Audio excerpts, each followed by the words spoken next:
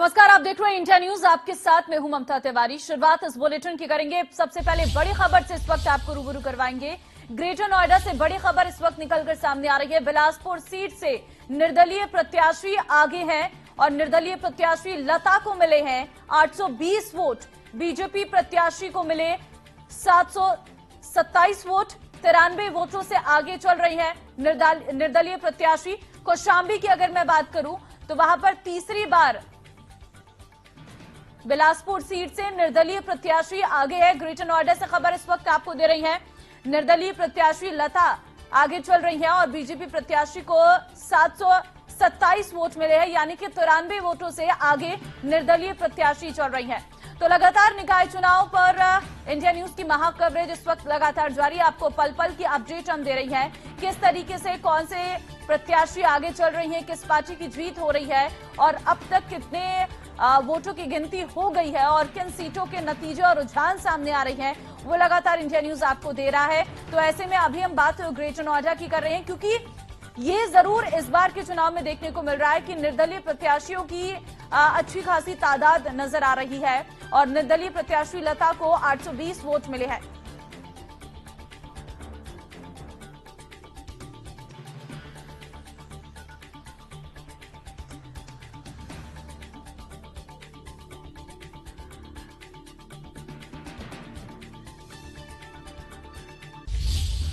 अधिक जानकारी ले लेते हैं संवाददाता मोहित गुप्ता से। अलीगढ़ से वो हमारे साथ बने हुए हैं।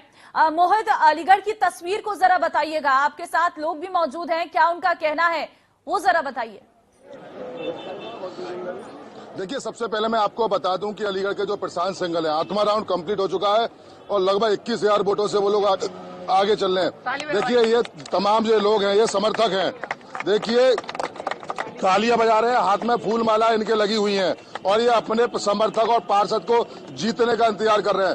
347 पदों के लिए 1617 प्रत्याशी मैदान में उतरे थे। कुछ जीत का की लगातार मतगणना चल रही है। बात कर लेंगे इनके हाथ में किसका इंतजार कर रहे हैं। हम अपने अशोक पार्षद वार्ड नंबर 64 के प्रत्याशी का इंतजार कर रहे हैं।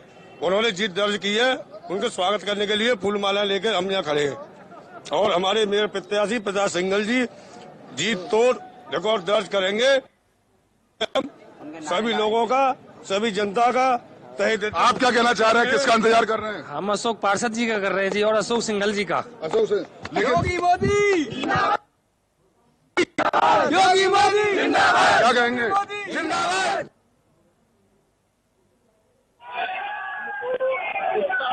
जो है वो लगातार चल रहा है, उसका में कोई कमी नहीं है। तो कहीं ना कहीं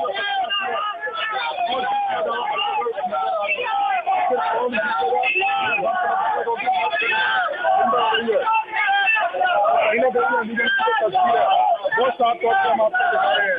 ये देखिए, अलीगढ़ की तस्वीर है जो लगातार तो जो प्रत्याशी है जो समर्थक इनकी जीत का इंतजार करते हुए साफ तौर पर नजर आ रहे हैं। तो कहीं ना कहीं जो प्रत्याशी है उनका आज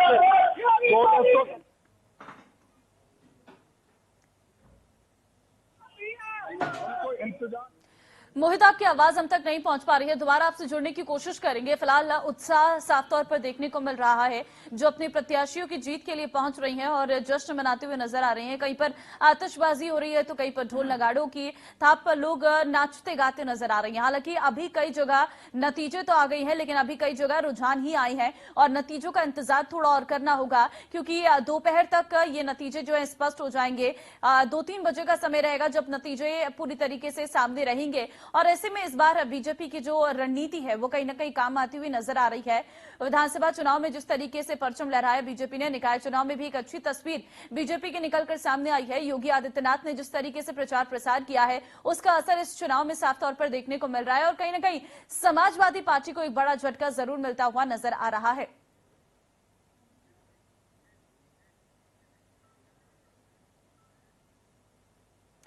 तो फिलहाल हम आपको लगातार आंकड़ों के बारे में भी जानकारी दे रहे हैं। आप टेलीविजन स्क्रीन पर देख सकते हैं महापौर और नगरपालिका अध्यक्ष की ये तस्वीर हम आपको दिखा रहे हैं।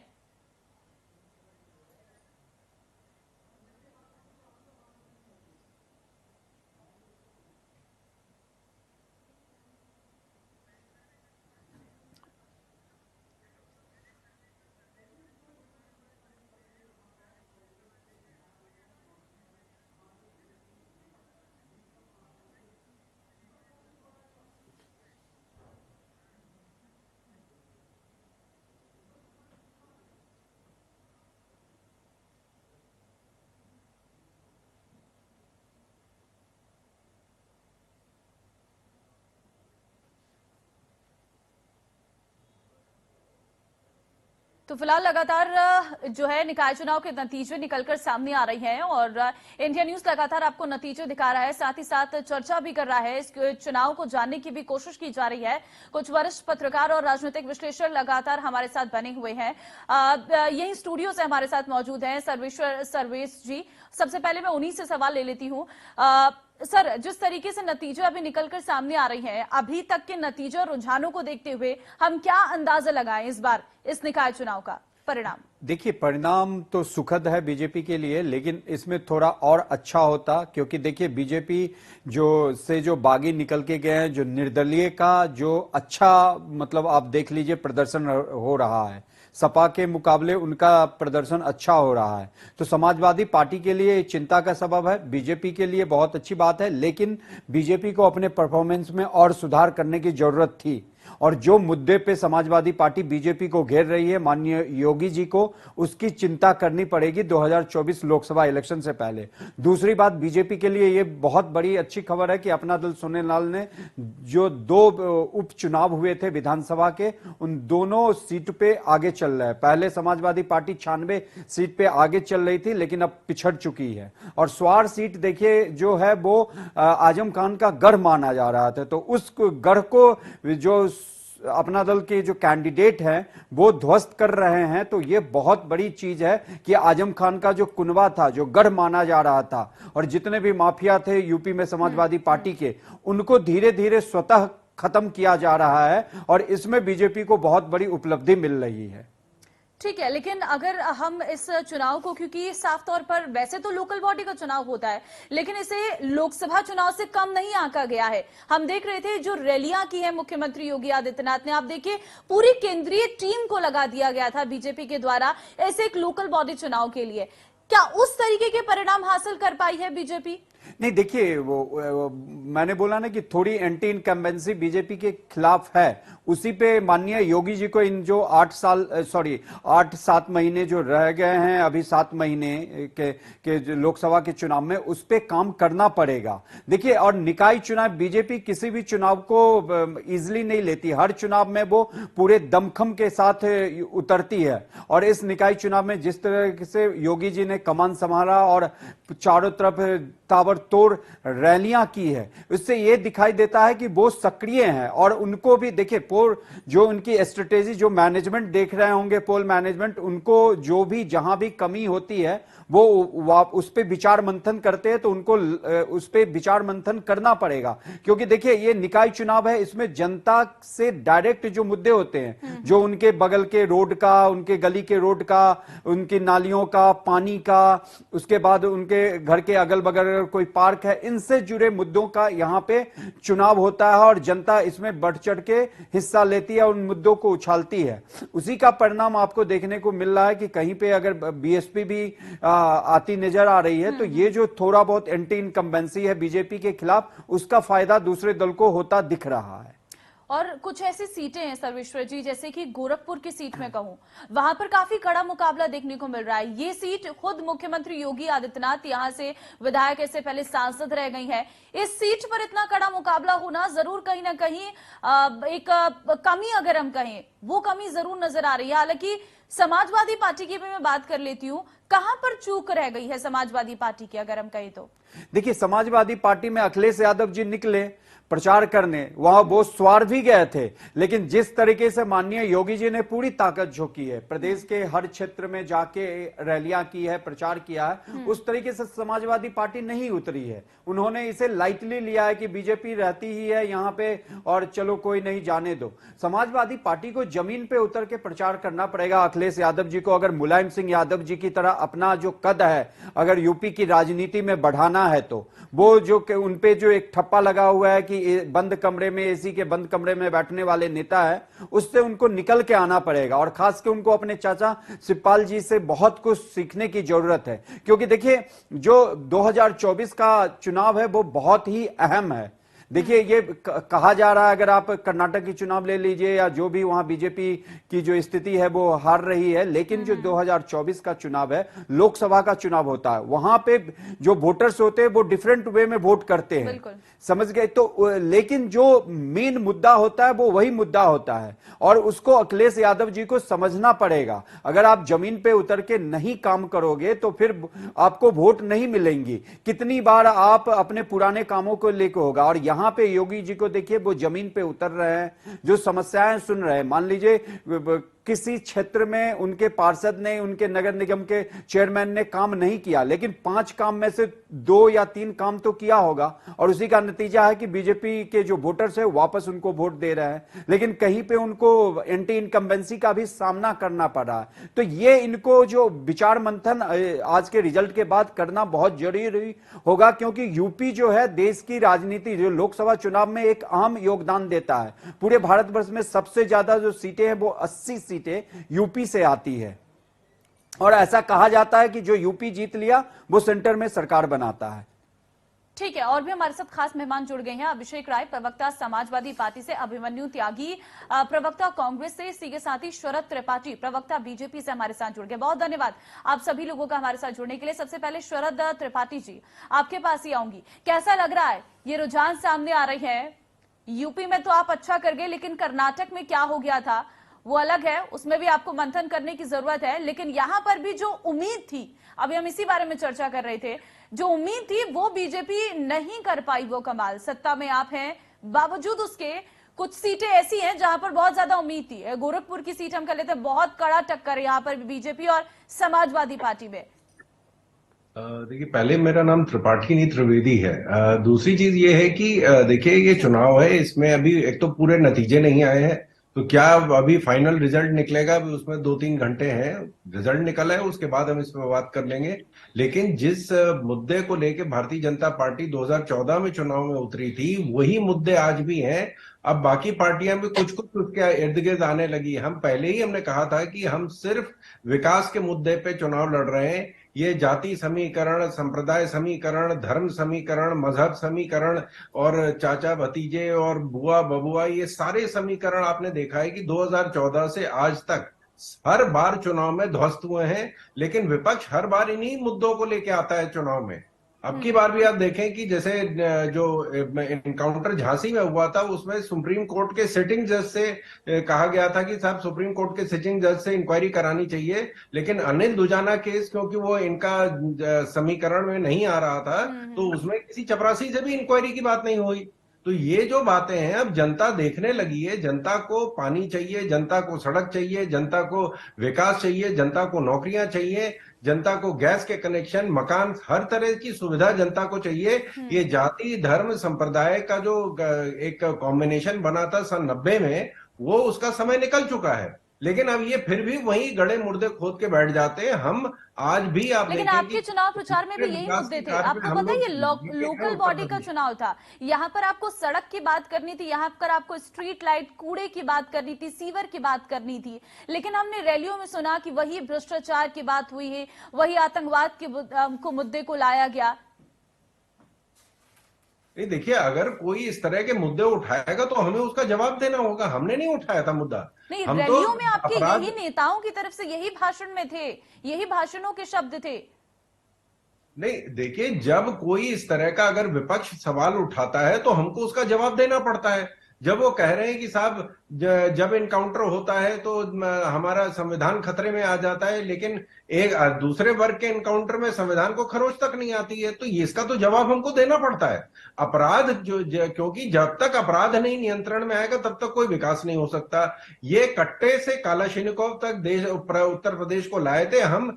5 साल के अंदर हम मिसाइल तक ले आए हैं उत्तर प्रदेश में।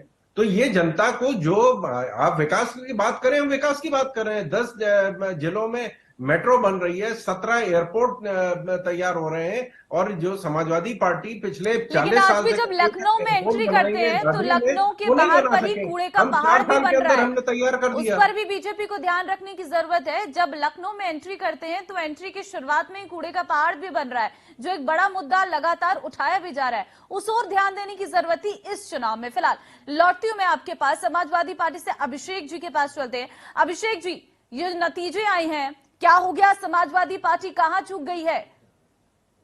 देखिए, समाजवादी पार्टी कहीं झुकी नहीं है। समाजवादी पार्टी बहुत मजबूती से लड़ रही। मैंने पहले भी कई डिबेट्स में ये क्लियर कर दिया था कि समाजवादी पार्टी ने हर सीट पे अपना सिंबल नहीं दिया है। जैसे मैं आजमगढ़ की बात कर लूं, हमारे 17 सीटें हैं, तो 17 सीटों पे हमने 7 या 8 सीट पे हमने सिंबल दिया, बाकी सीटों पे हमने फ्री फाइट दी। अब ये तो आप बचाव में अपने बोल रही हैं, जिन सीटों को पे चुनाव साइन दिए थे वो सीटें तो लानी चाहिए थी, फिर वहां कहां चूक गए? चलिए यही सवाल को परिवर्तन कर देती हूँ मैं। मेरी बात कंप्लीट हो जाने दें प्लीज, आप ये बात समझें। नहीं, आप स्पष्ट राष्ट्रीय पॉइंट दें तो मैं उस बात को समझू ना। अब आप कहेंगे कि हमने कैंडिडेट ही नहीं उतारे पूरी थे, बात फिर मेरा कंप्लीट तो होने सवाल ही दे। खत्म बीच हो में जाता है। देखिए, आधी बातों से पूरा सच नहीं जान सकती है। मैं पूरा सच बता रहा हूँ हाँ, आपको, पूरा बीच सच में रोक रहे हैं। बताइएगा, ठीक है? बातों को मत घुमाइएगा, ठीक है? रखिए अपनी मैं कुछ नहीं घुमा रहा हूँ, मैं एकदम हाँ, साफ, ठीक है। मैं बहुत स्पष्ट बोलने वाला आदमी हूँ। मेरी बात एकदम स्पष्टता से सुनिएगा। ठीक है। हमारे राष्ट्रीय अध्यक्ष जी ने कहा था कि हर कार्यकर्ता को चुनाव लड़ने का अधिकार है।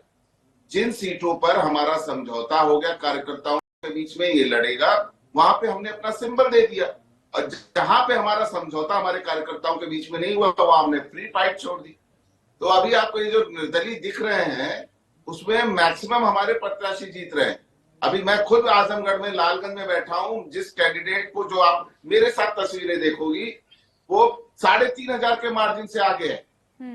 वो चेयरमैन बनने जा रहा है। 3 राउंड की काउंटिंग हो गई, आखिरी राउंड की काउंटिंग चल रही है। तो ये बहुत सीधी सी बात है। समाजवादी पार्टी ने अपने कार्यकर्ताओं को लड़ाया है, और जहां समझौता नहीं हुआ वहां हमने फ्री फाइट छोड़ दी। तो इसमें परेशान होने की किसी को जरूरत नहीं। ये लोकल बॉडी का चुनाव था। एकदम सही बात आपने कही। यहाँ बात होनी चाहिए थी, पानी की बात होनी चाहिए थी, एसटीपी की बात होनी चाहिए थी, कूड़े के ढेर की बात होनी चाहिए थी, खड़ंजे की बात होनी चाहिए थी, नाली की बात होनी चाहिए। लेकिन माननीय मुख्यमंत्री जी ने अपने किसी भी रैली में क्या ये बातें कही? वो कहते हैं ना, चुनाव के परिवेश में इन्होंने एक स्क्रिप्ट लिखी, और वो स्क्रिप्ट इन्होंने कहते हैं कि हम माफियाओं को मिट्टी में मिला देंगे और सारी चीजें। 1100 पुलिस कर्मियों के सामने जो अभियुक्त है, जो अपराधी था, उसको खुलेआम मीडिया के सामने गोली मार दी जाती है। और उसके बाद पुलिस कहते हैं 1100 पुलिस कर्मी वहां ऐसे ही खड़े रह जाते। और इस तरह की बातें हमारे भाई शरद भाई बहुत प्रबुद्ध प्रवक्ता है, मैं इनकी बड़ी रिस्पेक्ट करता हूं, लेकिन इस तरह की बातों से देश नहीं चलता। ठीक है, चलिए। बीजेपी ने रैलियां की, उसका फायदा उन्हें हुआ या नहीं हुआ वो हम परसेंटेज में देख रही हैं। मुख्यमंत्री योगी आदित्यनाथ ने बहुत सी रैलियां की, लेकिन अखिलेश यादव का, मैं सुन लीजिए, चलिए आपकी बात मैंने सुन लिया, अब मेरा सवाल सुनिए। अखिलेश यादव ने 5 जनसभाएं की हैं। ठीक, बिल्कुल ठीक 5 बात में है। वो जनता का वोट ले लेंगे।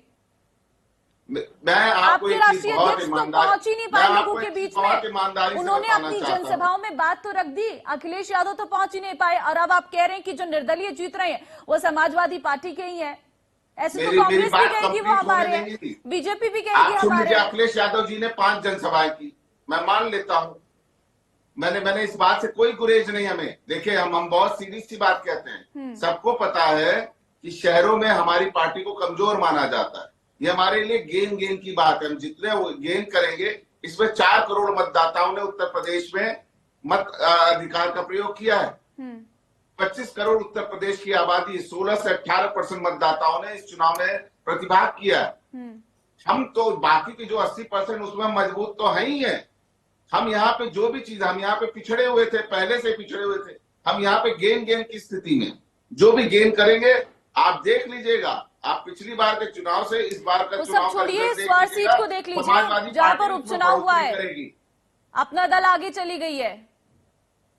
देख लीजिए, अभी तो रुझान आ रहे हैं। हम तो तब से 96 लीड कर रहे थे, अभी तो रुझान ही चल रहे हैं, रिजल्ट आने दीजिए। अरे तो अपना दल फिर आ के कैसे बाद बात गई? करेंगे। इतनी मजबूत सीट समाजवादी पार्टी की किसी और के खाते में चली जाएगी तो ये तो बड़ा सवाल हो जाएगा। देखिए अभी रुझान है। अरे तो रुझानों में भी तो दल बदल हो रहा है, उसमें भी तो हो रहा है। आपकी तो परमानेंट सीट, आपके वोटर्स कहीं और जा रहे हैं, आपके वोटर्स कहीं और जा रहे हैं। जरूरत है इन सब पर बातों पर आकलन करने की अभिषेक जी, ठीक है। और कांग्रेस से है अभिमन्यु त्यागी जी। अभिमन्यु जी क्या कहेंगे, क्या कहेंगे? कांग्रेस की दशा आप ही बता दीजिए मुझे। सिर्फ कर्नाटक में शायद ध्यान रह गया, ये उत्तर प्रदेश को भूल गए आप। उसके लिए बधाई, कर्नाटक में अच्छी जीत आपने हासिल की। देखिए, चाहे कर्नाटक हो चाहे उत्तर प्रदेश का ये स्थानीय निकाय चुनाव हो, जो भी जनता का जनादेश है उसका तो स्वागत किया जाए। लेकिन जिस तरह से कर्नाटक में मोदी जी और शाह साहब का मैजिक खत्म हो गया, लेकिन उत्तर प्रदेश में 2022 के चुनाव के बाद जरूर योगी जी का मैजिक रहा है, तो वहां भी उन्हें चुनौती जरूर मिल गई है आगे से कि मोदी मैजिक खत्म और योगी मैजिक चालू। इसका मतलब, लेकिन मैं ये बात कहना चाहता हूं, बहुत गंभीरता के साथ कहना चाहता हूं कि भारतीय जनता पार्टी नगरीय निकाय की में इनका संगठन बहुत मजबूत है और विपक्ष में भी अगर कोई मजबूत दल है तो बीच में कांग्रेस पार्टी ने जो जनता के असल मुद्दे हैं उनको उठाने का काम लगातार किया। जो का मामला हो, चाहे शिक्षा का मामला हो, चाहे महंगाई का हो, चाहे भ्रष्टाचार का मामला हो, कांग्रेस पार्टी ने हमेशा उठाई ने 9 नगर पालिका और 17 नगर पंचायतों पर कब्जा करा और पूरे प्रदेश भर में लगभग 465 कांग्रेस पार्टी के नगर निगम, नगर पालिका, नगर पंचायत पे रहे। तो अब की बार हमें पूर्ण तौर तो उम्मीद है शाम तक स्थिति पूरी स्पष्ट हो पाएगी कि हमारे पूरा इसमें हमारा भरोसा है कि हमारा प्रोग्रेस होने जा। शाम तक स्थिति स्पष्ट हो जाएगी कि हमें कितनी सीट मिली है, मिली भी है या नहीं मिली है। यही तो नहीं कहना चाह रहे थे, कंफ्यूज हो गए आप थोड़ा? नहीं, मैं कंफ्यूज नहीं हुआ, मैं बिल्कुल कंसेप्ट क्लियर है कि जहां लोकसभा का, जहां तो ज्यादा ही कांग्रेस का कॉन्सेप्ट क्लियर हो रहा है अभिमन्यु जी। उत्तर प्रदेश सबसे बड़ा राज्य है और आपको ये भी पता होगा कि उत्तर प्रदेश में जिसकी सत्ता होती है उसका फायदा कहीं ना कहीं केंद्र में बैठी सरकार को भी मिलता है। आकलन करने की बहुत जरूरत है अभिमन्यु जी, आकलन करने की बहुत जरूरत है उत्तर प्रदेश में। चुनाव लड़ा जा रहा था, स्मार्ट सिटी के मुद्दे पे तो लड़ नहीं पाए। तो भाजपा ने जो काम किया उस काम के मुद्दे पे चुनाव लड़ते तो उस पर ज्यादा बात की जा सकती थी, लेकिन क्योंकि ये लोग यहाँ मजबूत है, इनकी सरकार भी है, केंद्र में हो चाहे राज्य में हो, और पिछले चुनाव में भी ये मजबूत थे और संगठन इनका मजबूत है। और साथ में सत्ता का भी देखिए इसमें प्रभाव पड़ता है। आचार संहिता का उल्लंघन की अगर बात हो, वोटिंग कटने की बात हो, ये सब तमाम आरोप भारतीय जनता पार्टी के लोगों पर लगाए जा रहे हैं, सरकार पर लगाए जा रहे हैं। लेकिन फिर भी जनादेश का... अब आपके पास आऊंगी। आप सुन रहे थे सभी पैनल में बैठे लोगों की बात, बहुत से सवाल आपके मन में यहीं पर उठ गए थे, क्या कहना चाहेंगे? कि